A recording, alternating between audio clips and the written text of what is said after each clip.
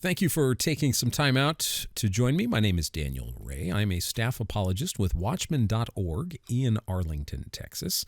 And we are a ministry that engages in interfaith evangelism. And we dialogue and outreach to people of other faiths, beliefs, and people of no faith. We facilitate the Atheist and Christian Book Club, and you can find our club meetings on video at the atheistchristianbookclub.com website. You can also find the Atheist and Christian Book Club on YouTube. I also produce Apologetics Profile, our ministry's flagship podcast. You can find that on Apple Podcasts and Podomatic. I also produce Good Heavens, a podcast about the universe with my friend Wayne. And I'm also the co-editor and co-contributor, along with my friend and co-editor and co-contributor, Paul M. Gould, a Christian philosopher. We put out the Story of the Cosmos, How the Heavens Declare the Glory of God in 2019. This is my first and only published book, so I'd be happy and delighted. You can check out more about the Story of the Cosmos at thestoryofthecosmos.com. Well, today we're going to talk about God, the universe, and the ethics of street epistemology. I have produced a variety of street epistemology video and podcast critiques. I will list all that information in the description notes below. This is a video review of a street epistemology interview conducted by probably the leading street epistemology practitioner today, Anthony Magnabosco, who has his own YouTube channel and quite a presence in social media. He has conducted seminars and has hundreds of interviews with people, talking to them using the techniques of street epistemology. This interview was conducted in October of 2016 at the Frederick Wilderness Park in San Antonio, Texas.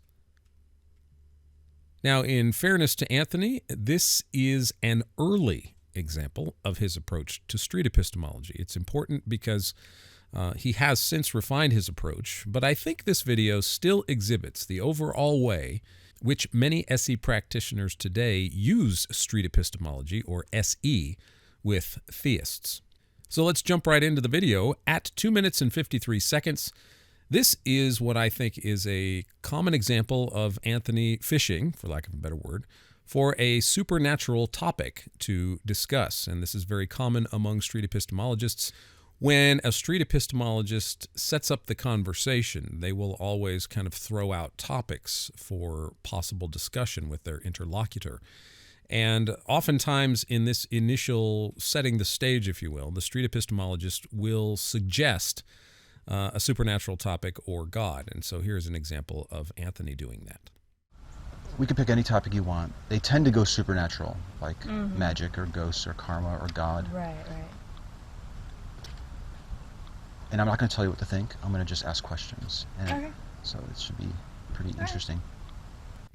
Now, this is interesting. I wondered, is he masking here his real intentions? And what do I mean by real intentions? Well, it's no secret that street epistemology has been routinely criticized for its clandestine means of atheist evangelism under the guise of civil conversations. An SE practitioner, especially when they're talking to a Christian, seeks often to undermine the faith of the believer. And so here, I think this is exactly what Anthony is trying to do in talking to Katie, undermining her faith in God. So up at the front, he says he's just asking questions, but as we'll see, even Katie discerns an ulterior motive. So at the 4:11 mark, Katie offers a brief argument for why she believes in God from teleology, or design in the universe. She goes from the origin of the universe to the creation of the human eye. And for Katie, all of this points to design and the fact that God exists. And this is her initial reasons why she believes. At the 5 minute and 30-second mark, Anthony says a couple of times, quote, "to your satisfaction," end quote. And I wonder, though, how does having personal satisfaction about an explanation lead to the truth? If the complexity of the human eye, or any eye, could be explained to your satisfaction, or science is actually able to one day explain to your satisfaction how the universe started, for example. Right. Would you still believe in the God, or would that just bring you back into the questioning phase? That is a good question. I could be personally satisfied with an answer. That doesn't mean necessarily that the answer I accept is necessarily true. So I wonder, from Anthony's point, why would, quote, to your satisfaction, end quote, be a kind of standard that would determine if something were true or not? Since we will be discussing the universe a little bit today, I thought it would be appropriate to include part of an interview that I recently did with Dr. Michael Strauss, who is a experimental particle physicist who works directly with the Large Hadron Collider. And so here is an excerpt from my interview with Dr. Strauss, who is a Bible-believing Christian and a particle physicist. Here he gives us a few reasons for why he thinks God is the creator of the universe. Yeah, so my research is in experimental particle physics. I work at the CERN Collider in Geneva, Switzerland, where we smash protons together at nearly the speed of light to see and try to understand the structure, the fundamental structure of the universe. What I would say is that there are implications for that on cosmology. The conditions we are creating in our collision, the energy density is similar to that at about 10 to the minus 12 seconds after the origin of the universe. Okay. So we are recreating the conditions in the very early universe and therefore understanding something about the early universe. And beyond that, we are probing the structure of matter, so trying to understand the building blocks of this universe. Yeah. You know, in broad strokes, what I would say is by studying the universe, the more I look at it, the more amazed I am at the detail of its design and structure. It's incredible. At the macro and the micro scale. At the macro and the micro scale. I mean, the world of quantum mechanics, how the universe works at the size of atoms or smaller, is so much different than the world we live in. Yeah, it's so counterintuitively bizarre. I mean, really, when you have the Heisenberg and Paul Dirac and all those guys, are their hair, you know, Einstein's hair is probably that way because of the things that he was discovering. Yeah, and bizarre is an understatement, maybe, right? Right. But then you begin to understand that all this bizarreness or strangeness is necessary to have a universe that is hospitable to life. Right. And the deeper you go, the more you see that over and over again.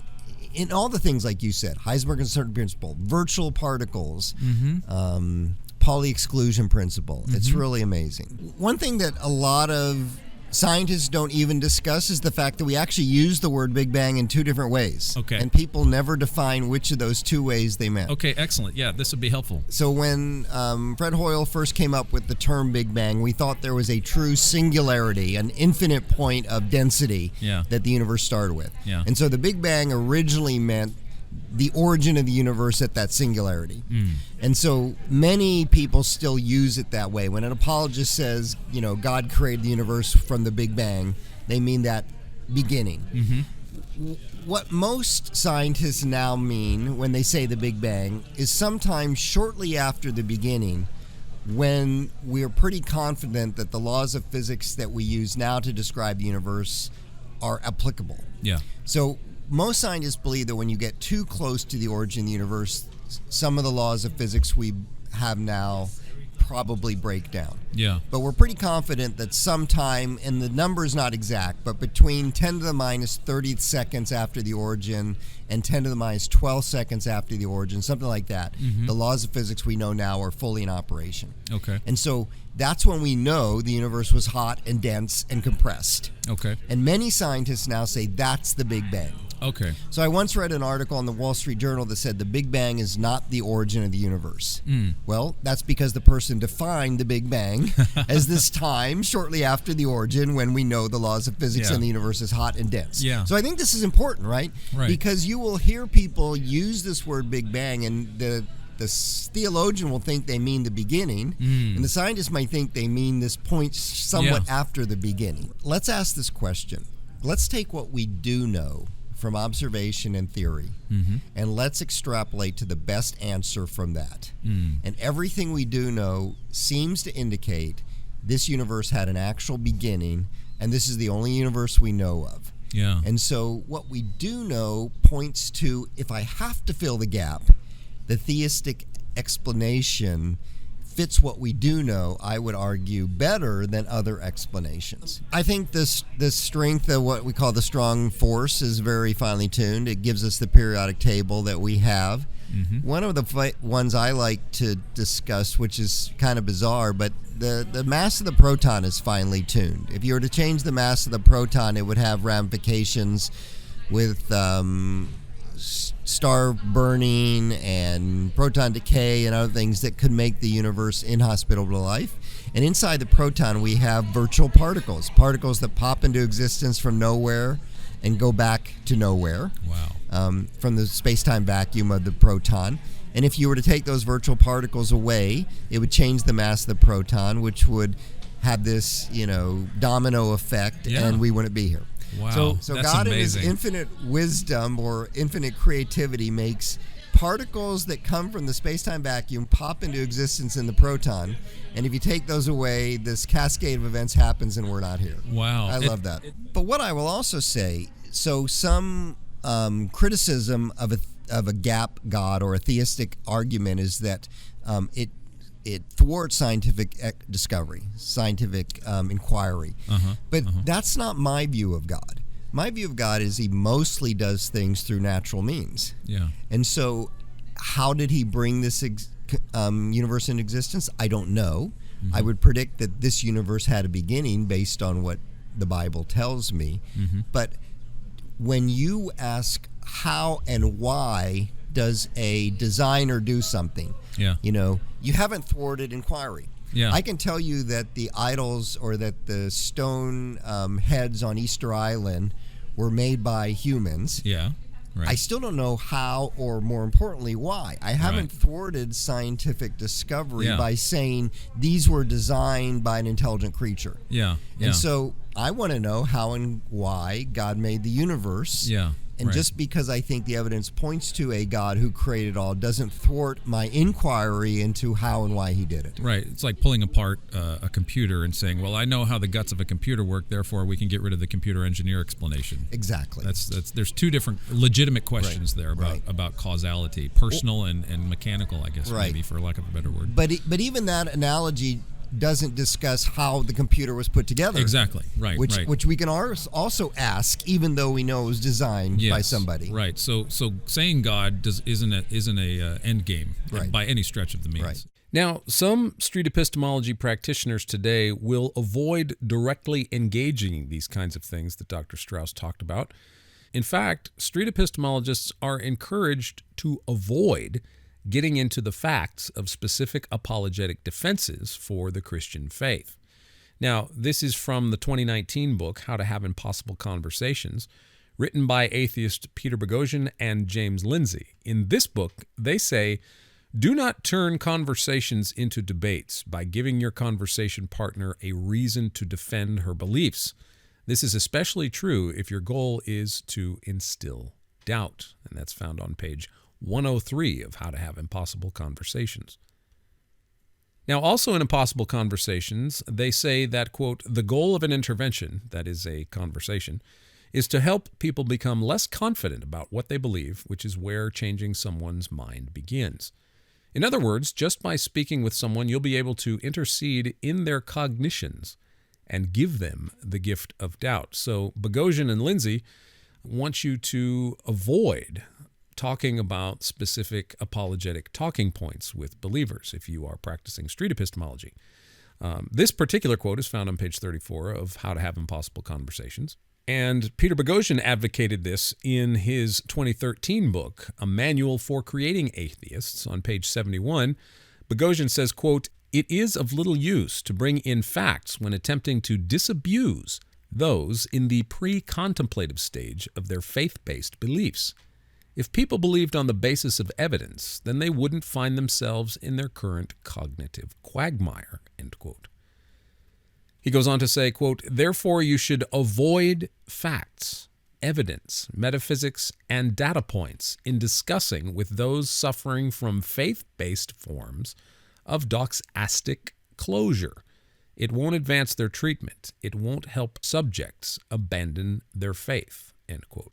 And this is found on page 73. Now, what does Peter mean by doxastic closure? Well, he assumes that if you're a Christian or a theist, that you just have a closed mind about it, and you're not open to listening to anything someone else might have to say.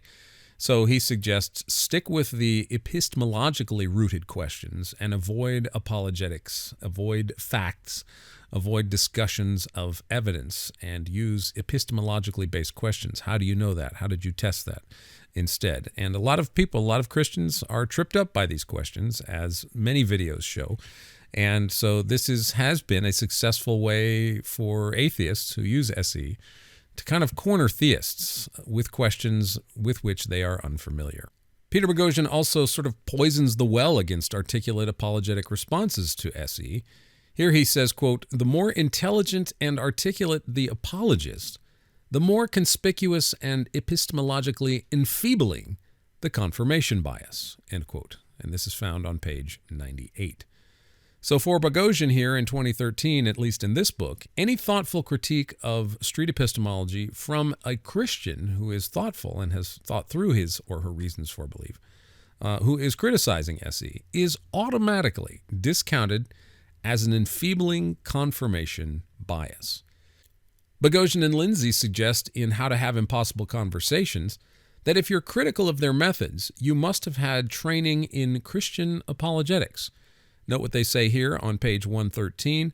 All that must be is some sort of training that's taught them rehearsed defenses to questions, such as apologetics training in Christianity. Well, in a lot of other ways, How to Have Impossible Conversations and a Manual for Creating Atheists is a counter-apologetic atheist defense of questions and answers. So whether you're trained in apologetics or street epistemology, both sides have their tactics, if you will.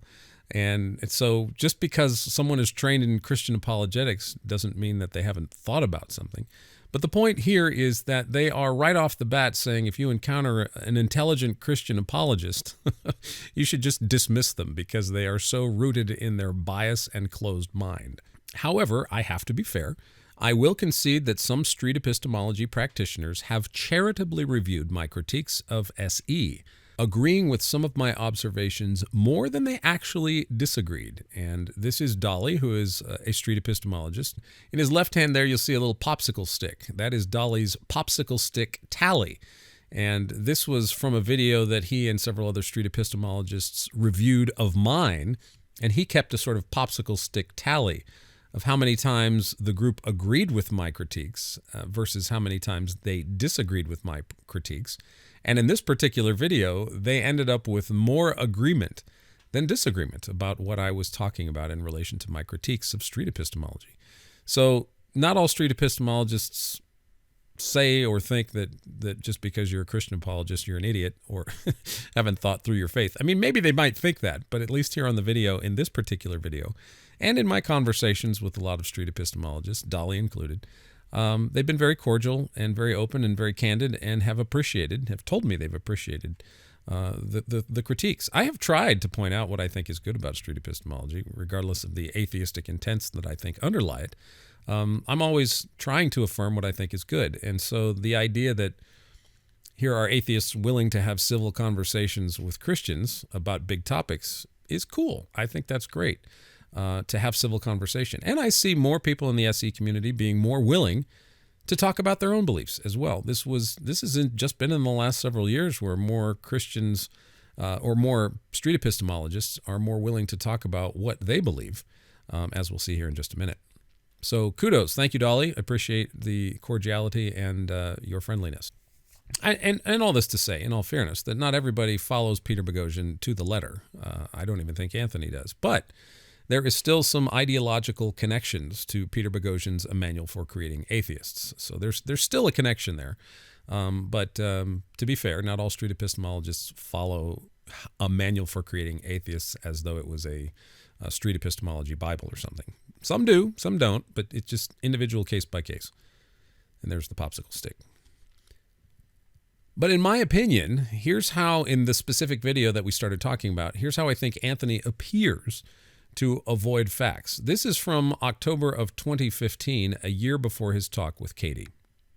In this video, you will see two Christian students ask Anthony a series of questions, two of which are about the laws of nature and physics. How do you account for the laws of nature? What's an example of a law? Like gravity? Yeah. Big Bang Theory. Physics? Physics.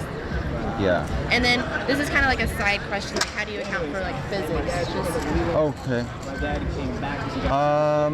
I don't know the answer to that. Okay, that's cool. Now, sure, maybe Anthony really doesn't know and he really doesn't have an answer. But given Boghossian's imperative to avoid facts, one cannot help but wonder what Anthony is doing here. It's hard to tell. Is it genuine epistemic humility or is it a clever SE tactic? Well, what do I mean by that? Well, if Anthony really doesn't know, that's fine. But he can't then really argue implicitly or explicitly that the laws of nature and physics are not evidence for God or are not good reasons for believing in God. But if his "I don't know" is just a guise, here's what Anthony can do. He can adroitly avoid the facts. He can avoid answering those questions about the laws of nature and physics presented to him by saying, "I'd need to think about it more." This enables him to avoid a question that might expose his own reasoning, and it allows him to continue to use SE tactics to plant doubt in the minds of his interlocutors, as he tries to do at the end of the video here. Would you be devastated, though, if somebody took the test and was like, you know what, I'm totally inspired now to find the Bhagavad Gita and completely research Vishnu? Would I be completely devastated? Would you be disappointed? So it's hard to say. On the one hand, you know Anthony is an atheist, and you know that there is significant evidence in his videos and in his talks and in his public speeches that he is trying to move people away from Christianity by using SE. But at the same time, he may really not know what the laws of physics and the laws of nature are. But because of what Boghossian says and because Anthony picked up on Peter's practices and ran with it and created a YouTube channel and is an outspoken atheist, it's hard to discern really where he was coming from in that particular perspective.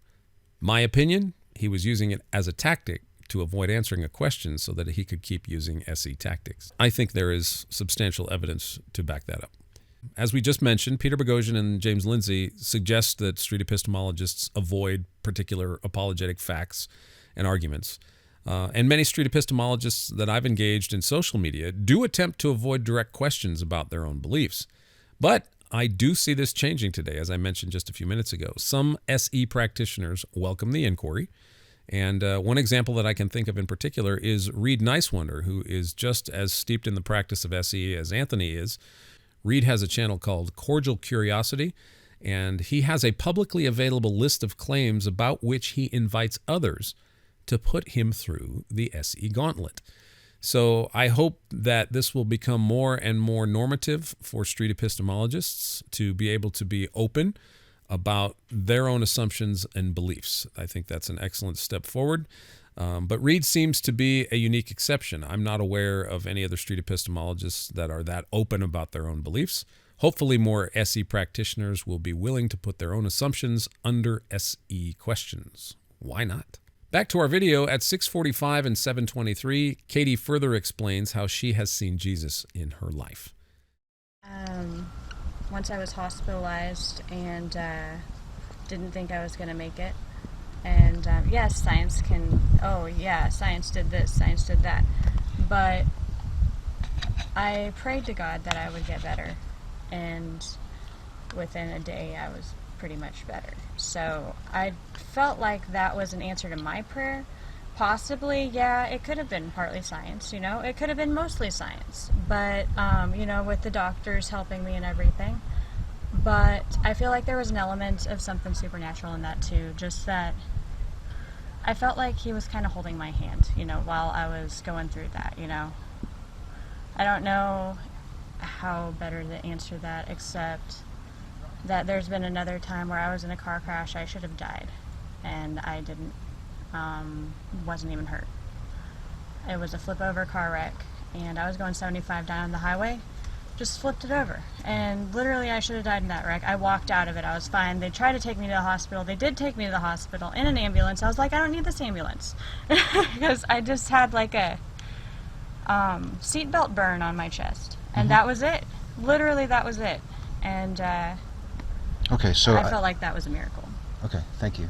At 8:06, Anthony attempts to exploit Katie's questions to create doubt. And this is where, for me, it's a little frustrating and a little disingenuous, because it seems, at least in this video, that Anthony is taking advantage of the fact that Katie is having doubts and questions about her faith. So at 8:06, Anthony attempts to exploit Katie's questions to create doubt.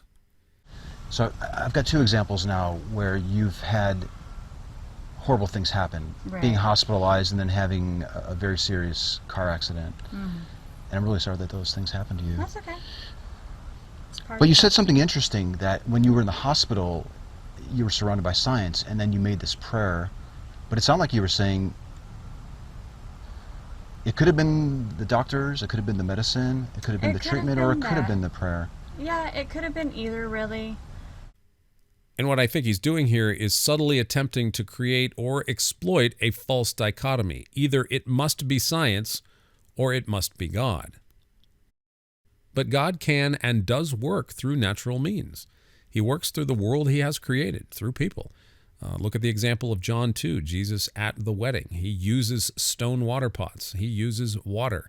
He uses other people. He tells the servants to fill the stone water pots with water. And then he tells them to take them to the master of the feast. And we don't get a technical explanation for when or how the wine appeared, if you will, when the water turned to wine. But Jesus used regular natural means of what was available: the water pots, the servants, the existing water. And then we don't get a detailed explanation for how he actually did this.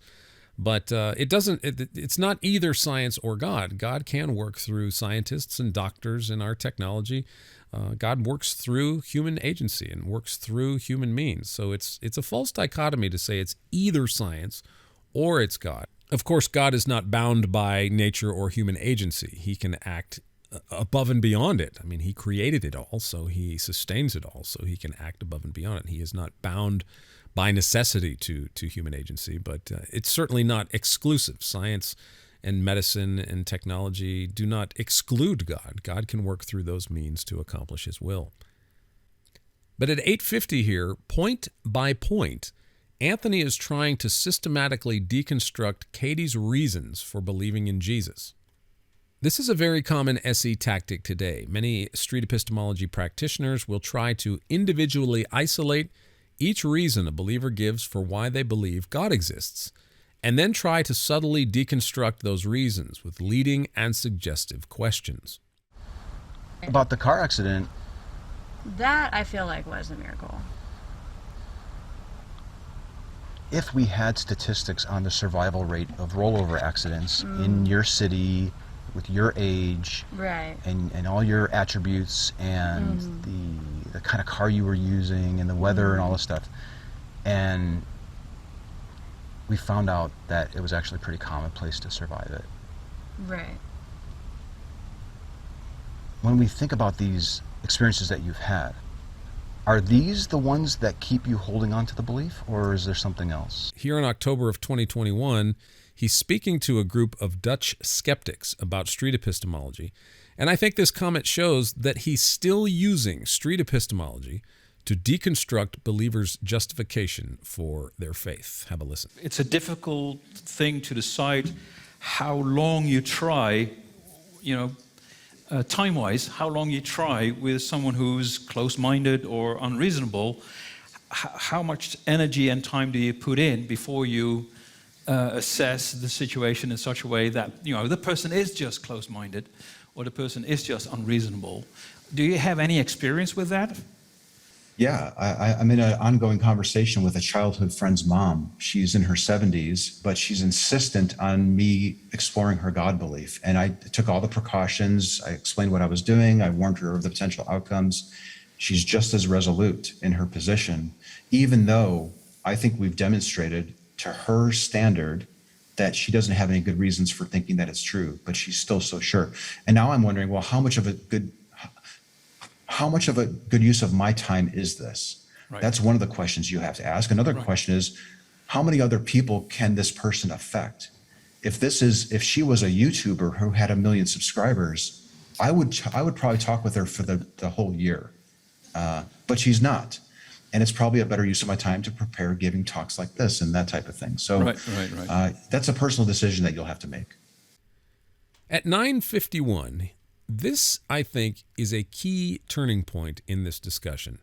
Katie seems to intuitively know Anthony is not interested in hearing her cite scripture. A very interesting comment. I could quote a ton of scripture, but I'm not going to do that to you because I know you're not interested. But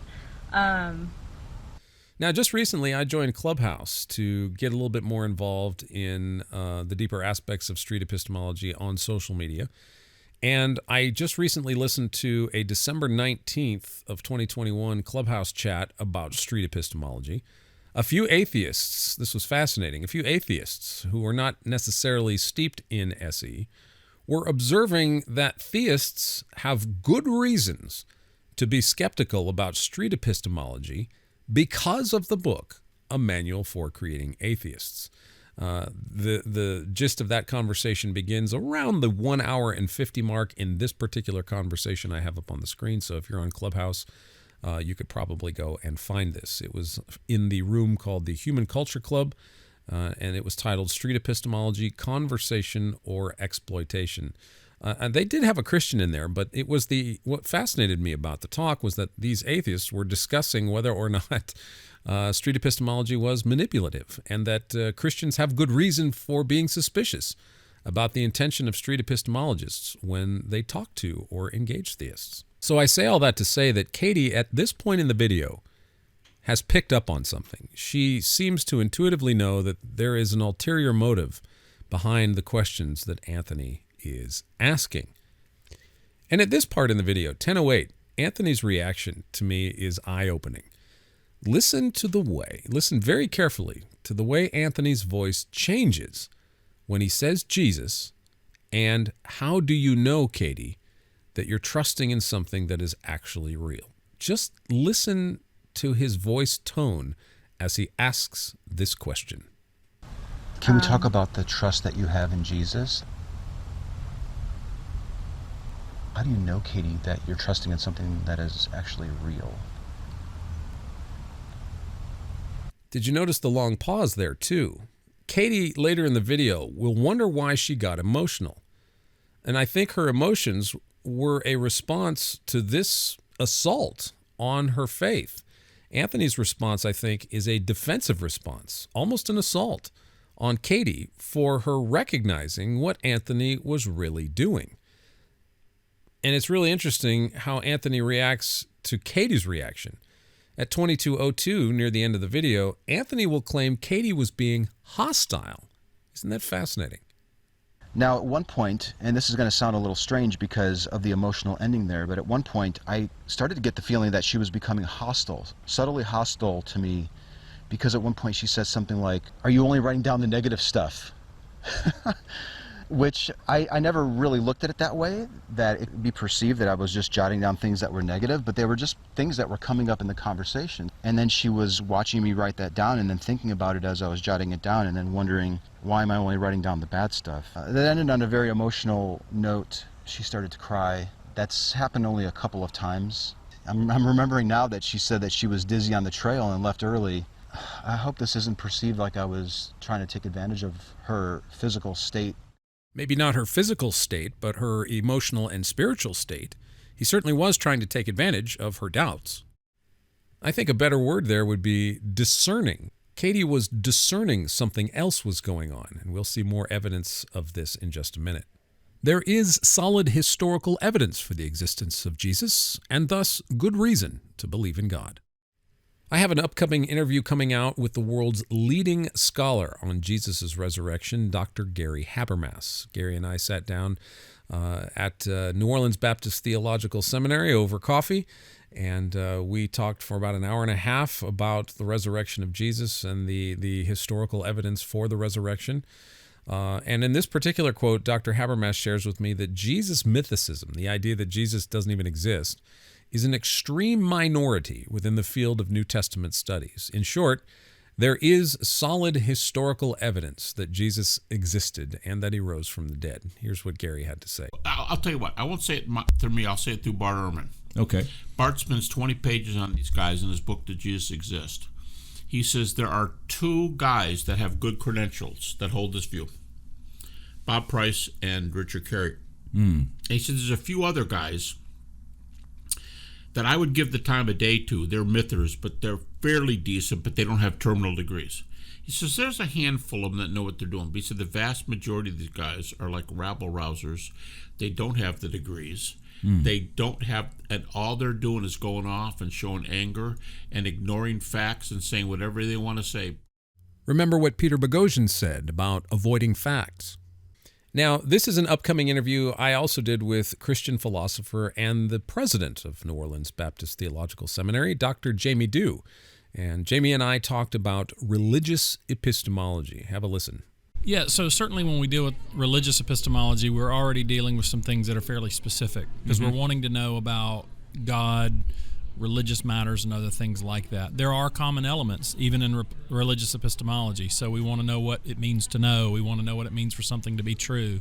Take that one, for example, questions about truth. What makes a statement true or a proposition true?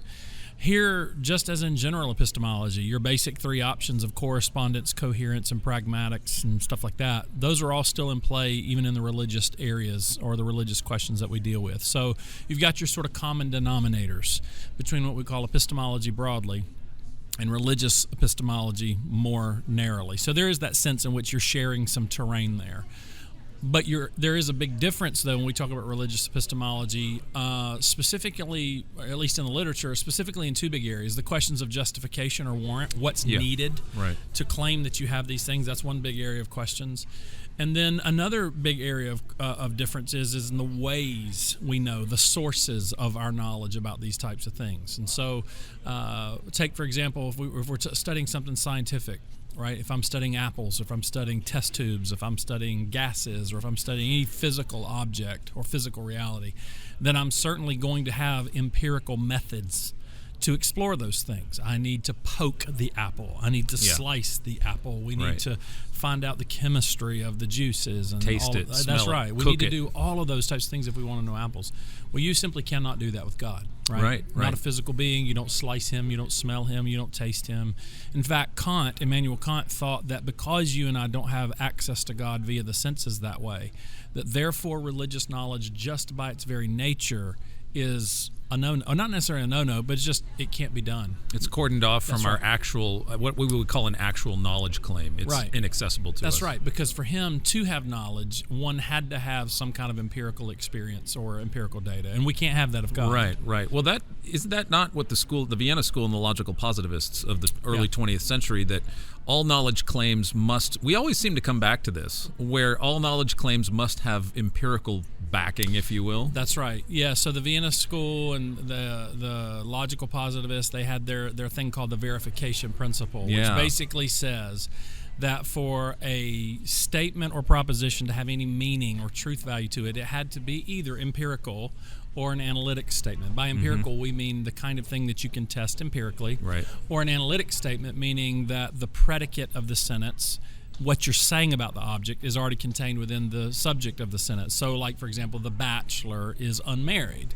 The problem with the verification principle is that statement itself, the verification principle, is neither analytic nor is it empirical. You can't. So the third option for them were nonsensical statements, which they love to say things like God exists belongs in that third category.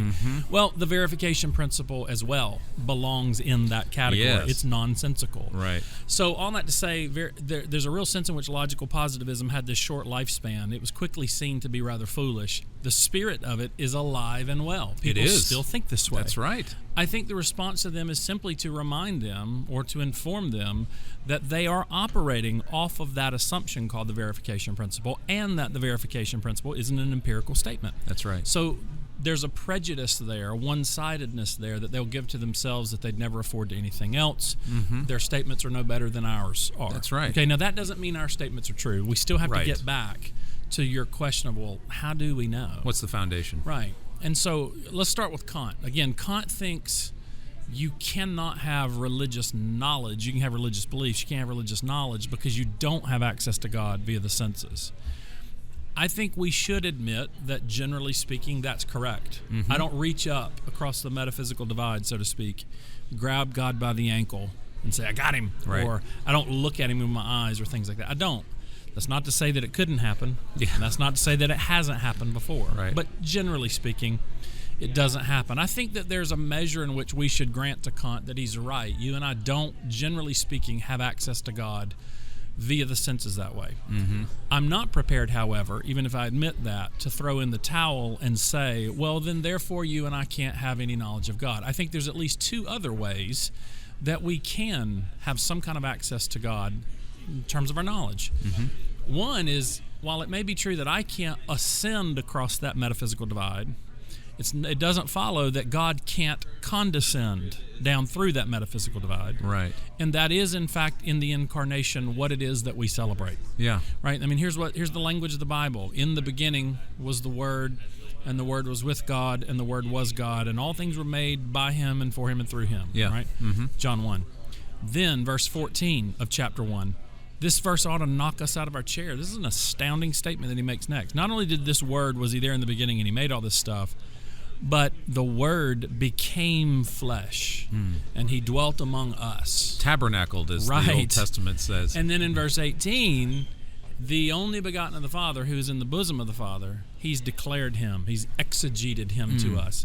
So while I can't ascend across the metaphysical divide to have access to Him with my senses, He can and has condescended down to us to speak to us. It's interesting, though, that you will not find Jamie's books or any books on Christian philosophy on the SE Goodreads website. And one wonders, well, why not? On the streetepistemology.com website, they have a link at the bottom of the front page to books. And if you click on that, it will take you to a Goodreads section of Street Epistemology, where they have listed about 40 or so books. And this is just a sampling of some of them that demonstrate the anti-theistic assumptions within street epistemology. James Lindsay and Peter Boghossian are atheists. They wrote How to Have Impossible Conversations in 2019. Peter Boghossian wrote a manual for creating atheists in 2013. John W. Loftus, who is an atheist, we featured him on our Atheist and Christian Book Club a few times. He wrote a book called The Outsider Test for Faith. And then James Lindsay wrote a book called Everybody is Wrong About God, but I assume that James doesn't think he's wrong about God. And then we have Stephen Molyneux, a book called Against the Gods, where he argues for God's non-existence. And then we have a book called Everything Must Go, which talks about the attempts of grounding metaphysics in the physical sciences. So those are just a sampling of some of the books on the Goodreads webpage, but they are atheist in nature, which I think exhibits that street epistemology remains wedded to skepticism and atheism. But as I mentioned, we at Watchman Fellowship facilitate the monthly Atheist and Christian Book Club. You can find our videos at atheistchristianbookclub.com, and you can find them right here on YouTube as well at the Atheist and Christian Book Club channel. We routinely engage what we ask our atheist friends they think is the best atheist literature out there. So we have several atheists in our club, and we want to steelman and understand what they find to be compelling atheistic thinking.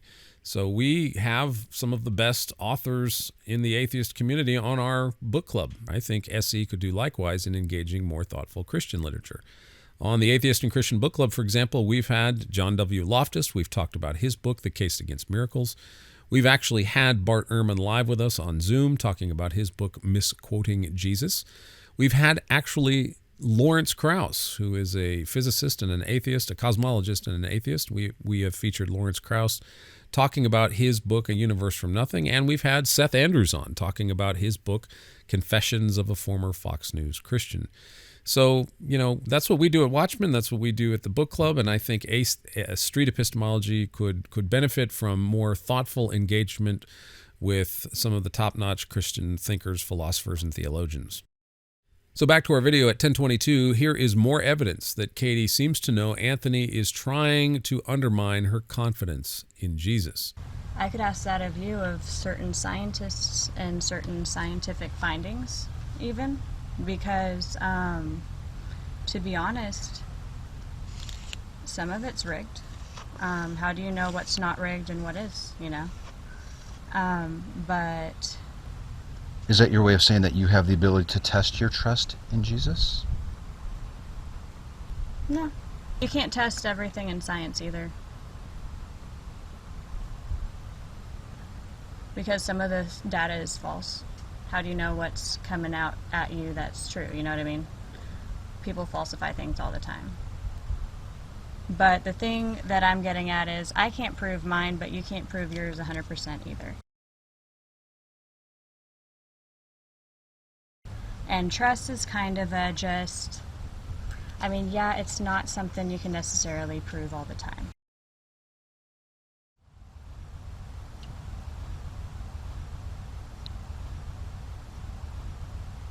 From my understanding of science, if something's not true, the scientific method is designed to suss those things out, so that if somebody was falsifying data, then they'd find him. We'd be able to find it. So there's a testing component, there's a review component, there's this falsifiability component to it. Right. And they dialogue back and forth about what is unseen. But of course, there are many entities in cosmology that are unseen, and I'll just list here a few of them. Dark matter, dark energy, gravity, population 3 stars, Big Bang singularity. Nobody's ever seen that. We talk about it a lot, but nobody's ever seen it. Galaxy formation. No one has ever seen a galaxy from beginning to end form. Star formation. There are theories about how stars form, and there are pictures of stars from the Hubble Space Telescope that astronomers and cosmologists believe is evidence of star formation, but no one's actually seen star formation as it is described in the literature.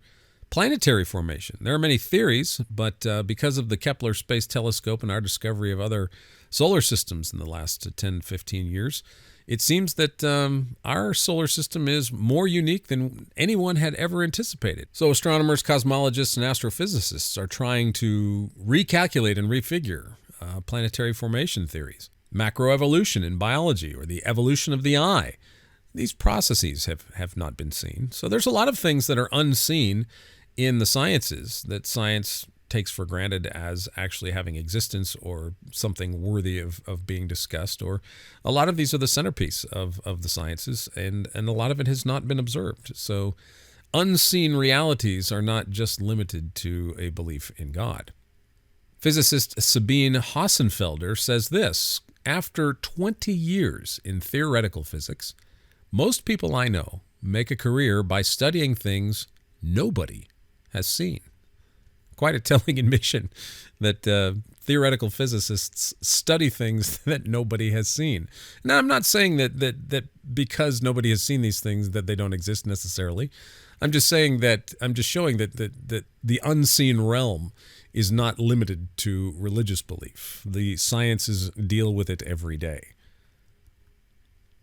So from 1052 to 1110, Katie rightly observes that not everything science proposes can be tested.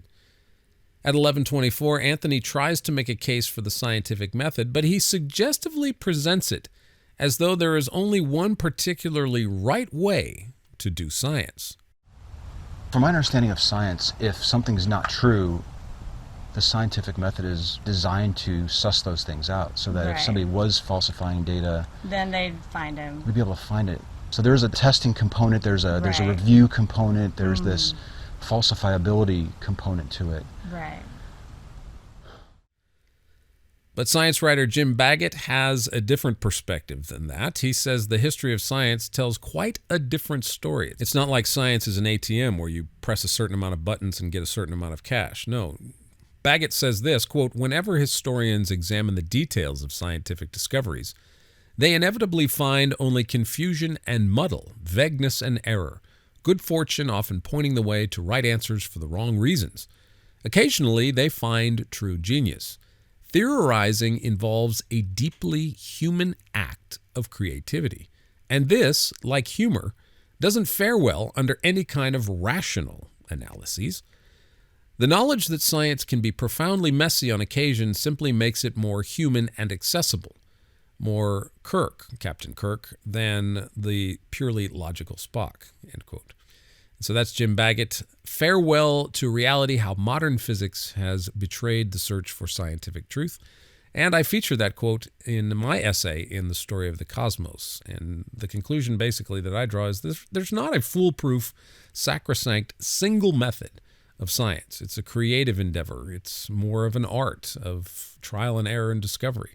Yes, there is something called the scientific method, and it's roughly followed. You propose a thesis, do an experiment, and you try to falsify it, but it's not as cut and dry as it is often portrayed by a lot of skeptics and atheists.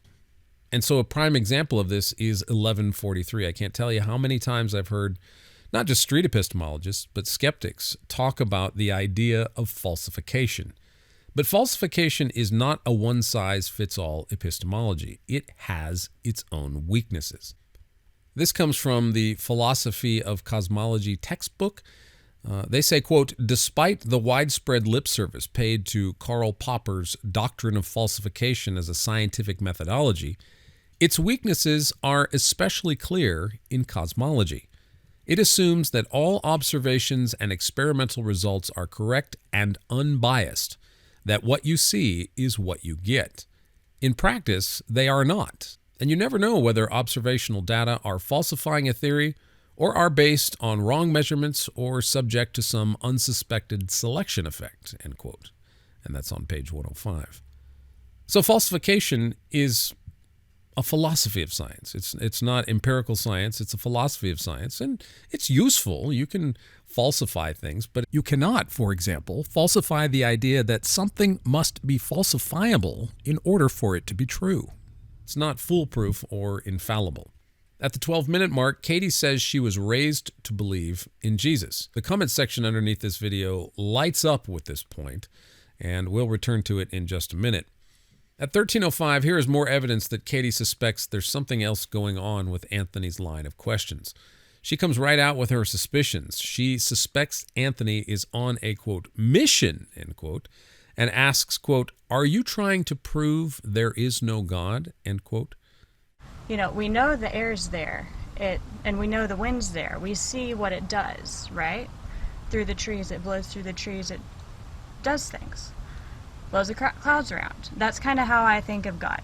Like, he's there, you see, like, creation. I call this creation. I don't call it, evolution. With those examples that you gave earlier of praying, going to the hospital, there was no way to really tell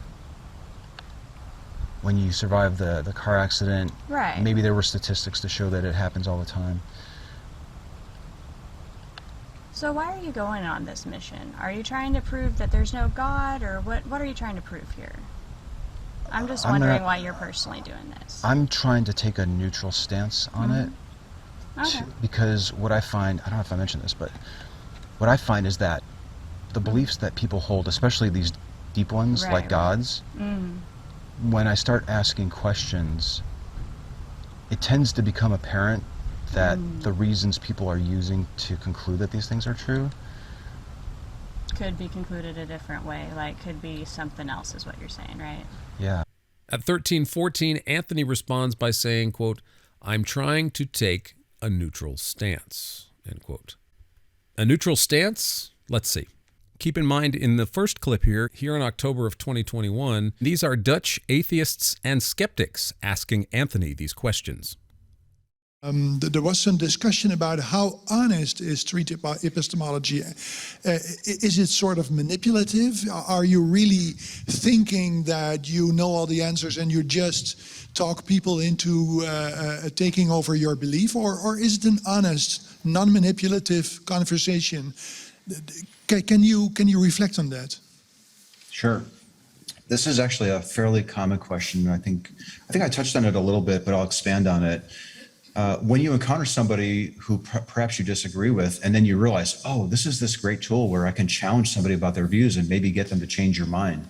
I could definitely understand how it could be seen that way.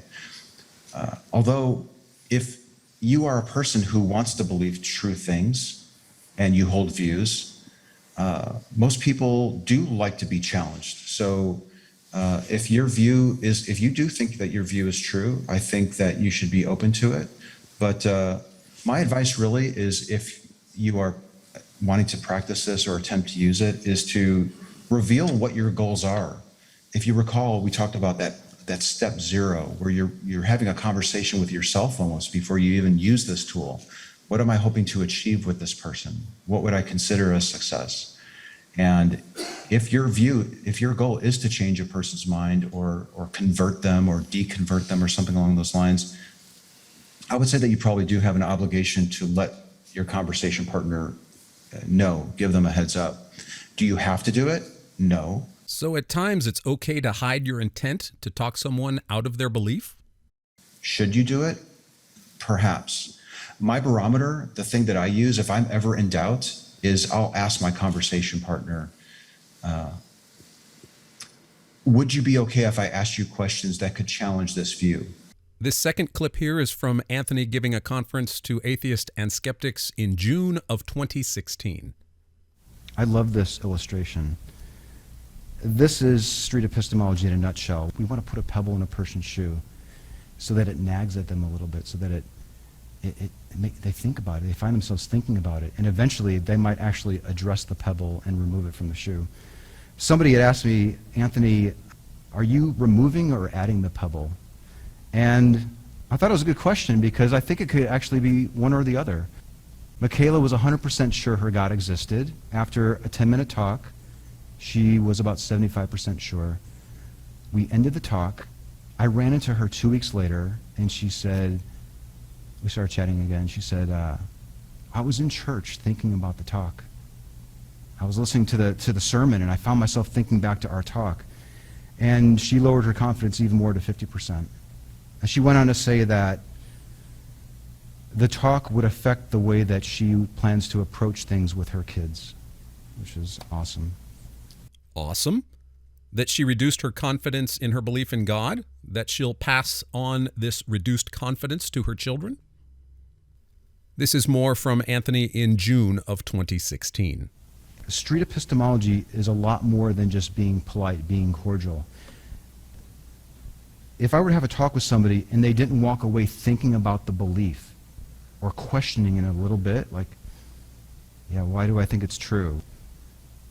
How did I get this belief in the first place? How can I find out if it's true? Do I really need to maintain the belief?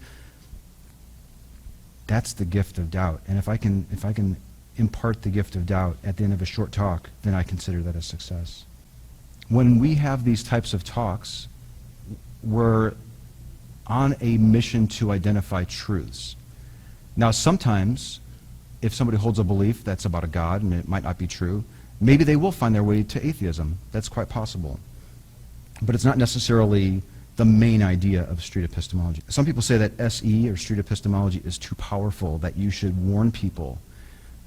I'm actually beginning to think that that critique might have some merit, because within 5 or 10 minutes, if the person is honest, I'm nearly certain that I can lower their confidence in what they believe if they're being honest with themselves. I've actually started these days by saying, can I have a chat with you? But just a heads up, there is a chance that the belief that you think is true, you might be less confident by the end of it. You might be more confident, and you might be just as confident. But I almost feel the need now to at least give people a heads up that that's the case.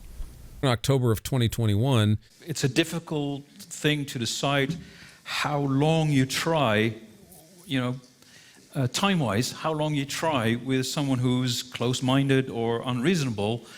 How much energy and time do you put in before you assess the situation in such a way that the person is just close-minded or the person is just unreasonable? Do you have any experience with that?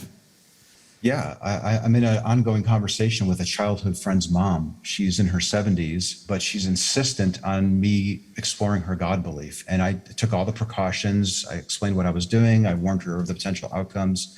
She's just as resolute in her position, even though I think we've demonstrated to her standard that she doesn't have any good reasons for thinking that it's true, but she's still so sure.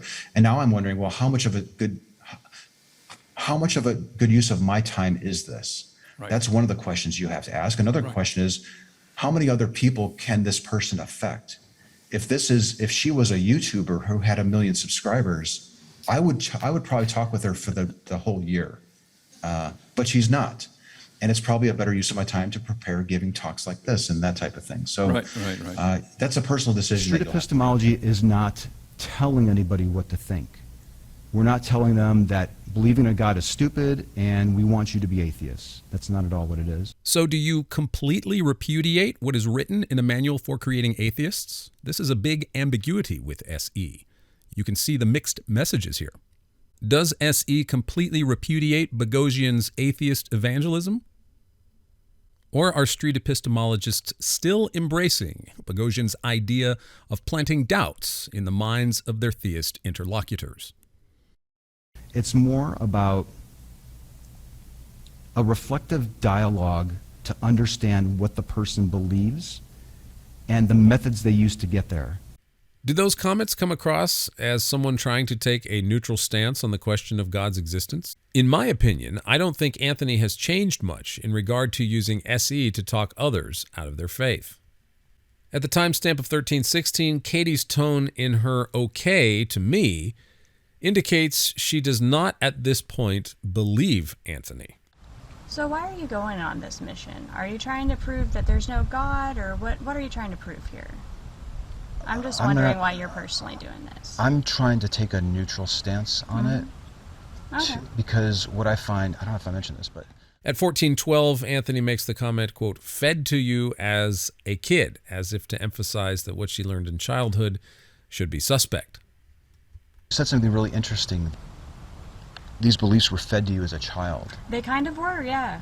And honestly. like I've been doing this for quite a while, and it's very common for me to hear this from Hindus and Muslims and pagans. They were, a lot of them were fed it as a child, you know. And some of them maybe not, maybe not all pagans, you know, they just kind of go to that, but Can these beliefs that you're holding really be true if they're so largely dependent on what was fed to you as a kid? But consider here what Anthony told the two Christian students just a year before about his own concept of morality. What is the basis of your morality? The basis of my morality is the society that I live in, the parents that raised me, the consequences of my actions. Based on Anthony's own logic and reason, shouldn't then he be skeptical of his own moral ideas? But it does not follow that because we learn something in childhood, that we must necessarily be skeptical about whether it is true. What do we learn in childhood? The alphabet, language, morality, mathematics, etc. Just because we learn something in childhood doesn't necessarily or automatically mean it's suspect. So one can learn that Jesus rose from the dead as a child in Sunday school, but that doesn't make it any less true. Learning 2 + 2 = 4 as a child doesn't make it false either. Now here at 1531, I think Anthony's question sums up street epistemology in one question. Have a listen. okay. We talked about so many different beliefs, and I Right. guess what I'd like to perhaps leave you with is Okay. this question. Whether you think prayer works, or you have the ability to survive terrible car accidents, or Right. that you are trusting in something like a God that really exists, Mm-hmm. or these other things that you've just mentioned too. Right. If a person doesn't have a way to test those things, should they be confident that the belief is really true? So that is standard street epistemology fare. If you don't have a method, the question goes, if you don't have a method for testing whether or not your beliefs are true, then should you really be believing these things? And that is the quintessential go-to question that a street epistemologist will use to attempt to undermine a Christian's faith. But there are problems with it. Here are a couple of them. Number one, the question wrongly assumes that God falls into the category of empirical verification and falsification. He does not. I mean, how does the street epistemologist know that there's some sort of singular method or test for God's existence? But even in the person of the Lord Jesus Christ in Scripture, God is veiled, as the hymn writers say, in human flesh. The Word became flesh and dwelt among us. And this Word was with God. This Word was God.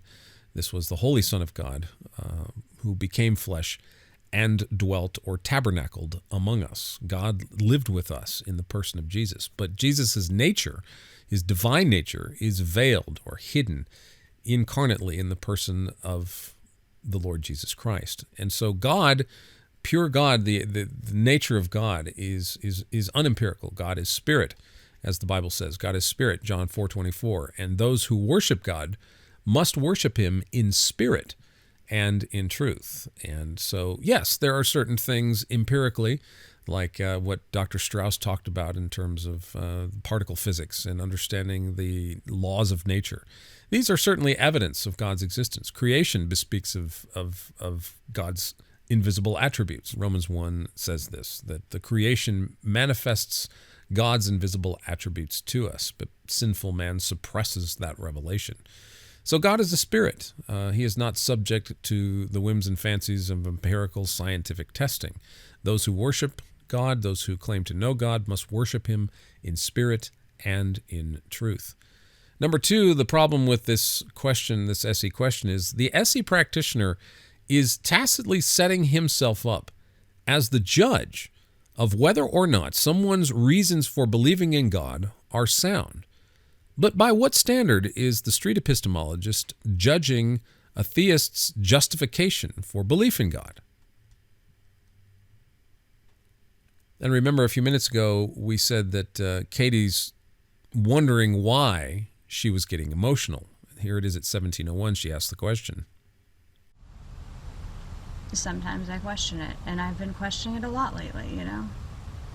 And it's hard to question something like that when it comes to, why am I getting emotional? I don't know. I guess I just feel like everything I've learned as a child, you know, it just kind of, I question it now, and it scares me because I don't know what to do next sometimes, you know? And if science is the answer, well, what's the big meaning of living, right? What is the big meaning? I mean, there's got to be a greater plan, because if there's not a greater plan, why are we here? We just live, we die, and what's the point? So I've got to believe in a greater plan. So why is Katie getting emotional? In my opinion, it goes back to the way in which Anthony started in on her at 10:08, with the way his voice changed and the way he came after her and the questions. I think, in my opinion, she became emotional because her spirit was being assaulted. I believe Katie actually believes more than she realizes. She really has the gift, the spiritual gift of discernment. She knew very early on that something was going on. She knows Jesus was with her in her sickness and in her accident. She knows God created everything.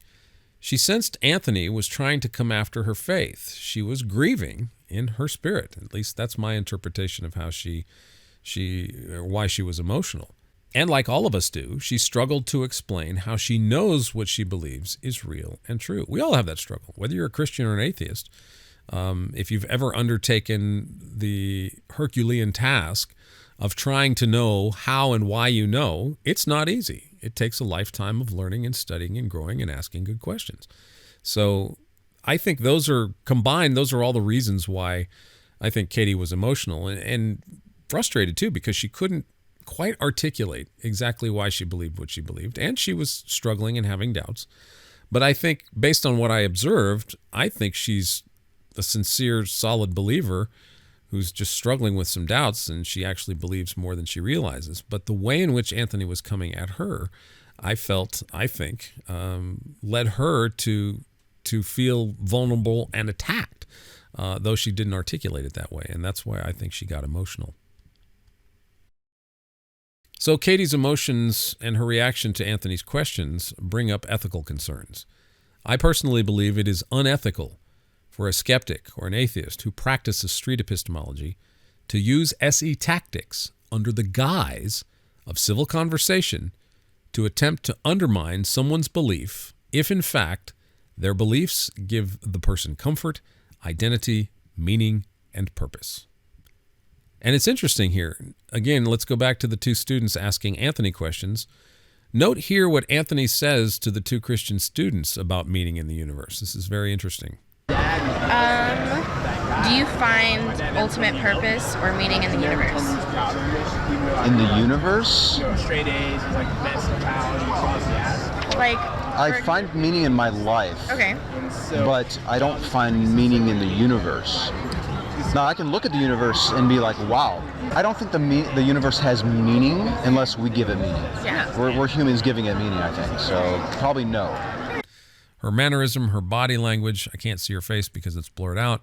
Her tone, though, all of that says that I think she had confirmation what she suspected all along. I think at this point she realizes that, Anthony, yes, you are an atheist. I appreciate the confirmation, but I'm not interested in atheism. Though I'm having doubts, I'm not interested in atheism. That's the tone. That's the interpretation of the tone that I think she has there. At 1907, I think this point becomes even more clear, that Katie does not trust Anthony. She requests that he blur out her face and then asks, quote, "Are you being honest with me, or are you just saying you'll blur it out?" End quote. Can you blur out my face, please? Of course. Like, for real? Sure. Okay, are you being honest with me, or are you just saying you'll blur it out? I don't even know if I'll use the footage, but if I Okay. just decide to, then of course I'll blur it out. All right, thank you. You're very welcome. I don't know why I got so emotional there. I don't know. I've had lots of talks because I've been doing this for a while, and sometimes it does go emotional. That ended on a very emotional note. She started to cry. That's happened only a couple of times.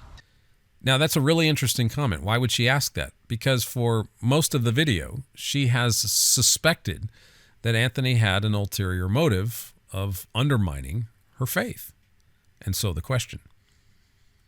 So I've offered a lot of criticism, but constructively, how can we know God? Well, Esther Lightcap Meek, who is a Christian philosopher, she has a wonderful book called Longing to Know, The Philosophy of Knowledge for Ordinary People. And she asks, can we know God? My answer is yes. But we all know that the question only appears to be a simple one. In reality, it is complex and provocative, and much is at stake in its answer. Answering it calls for a book and a lifetime, not a bumper sticker. End quote. And I might add, not just a single method either. It's not that simple. I mean, it took me months to understand at least just the bare bones beginning of Christianity. My faith began when I was in my mid-20s, and I had this dawning conviction that Jesus was God and that the Bible was his word and I should read it. And so it was a process, and I got baptized at the end of a 3 or 4 month period. And I think even at my baptism, I wasn't entirely sure what was going on. I didn't know anything about apologetics. I really hadn't read the Bible thoroughly. But I just started keeping a journal of scripture that I would read and write down my questions. Very much a process, and very much filled with struggle and wonder and doubt and disappointment and despair and suffering. But like Esther says here, it takes a lifetime to understand God. It takes a book, more books. You know, it's like what the Apostle John says at the end of his gospel in chapter 21, verse 25, the very last verse of John. It says, quote, "And there are also many other things which Jesus did, which, if they were written in detail, I suppose that even the world itself would not contain the books which were written." End quote. So Moses, Elijah, Noah, Abraham, Isaac, Jacob, Samson, David, Gideon, Jeremiah, Thomas, Peter, John the Baptist, God calls broken people. I at times struggle to articulate how and why I know what I believe is true. There's a lot of embarrassing videos of me on YouTube trying to articulate my beliefs to atheists that just want to chew me up and spit me out. So it's an embarrassing and difficult process sometimes. And even as being known by God, Christians' brokenness and sinfulness remain. As the Apostle Paul says in 2 Corinthians 4, quote, "We have this treasure in earthen vessels," or clay jars, as some translations say, "that the surpassing greatness of the power may be of God, and not from ourselves. We are afflicted in every way, but not crushed, perplexed, but not despairing." End quote. This comes from 2 Corinthians 4, verses 7 and 8. So as we wrap up here, questions for my street epistemology friends. What is the point of street epistemologists today engaging people who believe in God? What is the main mission when you're talking to theists, as Katie asked? Do you want Christians to give up their belief? Do you just want to know why they believe? Do you want to give them a correct epistemology? Why or how are you setting yourself up as a judge of theists' justifications for their belief in God? What is your standard or standards? Since Boghossian's book in 2013, I think the answers to these questions still seem to be rooted in an effort to talk theists out of their faith. So quickly, in no particular order, some conclusions about our video as we wrap up. Anthony conducted the interview with civility. It is always commendable when an atheist and a Christian can have civil dialogue. Just responding to street epistemology, for me, has been beneficial in sharpening my own thinking, so I appreciate street epistemology for that perspective. Several SE practitioners, including Anthony, have, for the most part, favorably reviewed some of my critiques of SE. If they think I'm a fool, they really haven't said it to me personally. They've been cordial to me publicly for the most part. Katie here in the video seemed to suspect Anthony had an ulterior motive. Anthony asked leading and suggestive questions, I thought, and by the end, Katie did not seem to trust him. SE and or Anthony assumes there is some kind of methodology for testing one's belief in God. Science doesn't have all the answers. The scientific method and falsification are not foolproof means for knowing everything. Christians don't have all the answers either. Scripture gives us sufficient but not exhaustive knowledge of God. Katie sees design and purpose in the universe, as do I. Anthony claimed we can create our own meaning in the universe. And SE does not interact much at all with Christian philosophy. Knowledge of God is personal and comes through struggle. Knowledge of God is gained through personal experience and suffering. We should never stop learning how to civilly and thoughtfully give reasons for why we believe, whether we are Christians or atheists. Many SE practitioners judge whether their theist interlocutors have good reasons for believing in God. But by what standards do they do this? SE practitioners are often reluctant to say. Jesus mythicism, as pointed out by Gary Habermas, is a radically small minority in New Testament scholarship. And Michael Strauss pointed out that the laws of physics give us good reason to think that the universe was designed. SEers should be willing to discuss that. I think SE needs to fully acknowledge the ethical concerns of trying to disabuse someone of their faith. Do street epistemologists really know what they're doing in this regard? I believe it is unethical and dishonest to use civil conversation as a cover or a guise in order to subtly attempt to disabuse an unsuspecting believer of their faith in God. I believe it is unethical and dishonest to tell your IL you are only interested in knowing why they believe and telling them you're even interested in believing in God, if in fact you are not. And for SE practitioners, don't avoid facts, as Peter Boghossian suggested. Engage them. After all, SE critiques theists for thinking we ignore certain facts.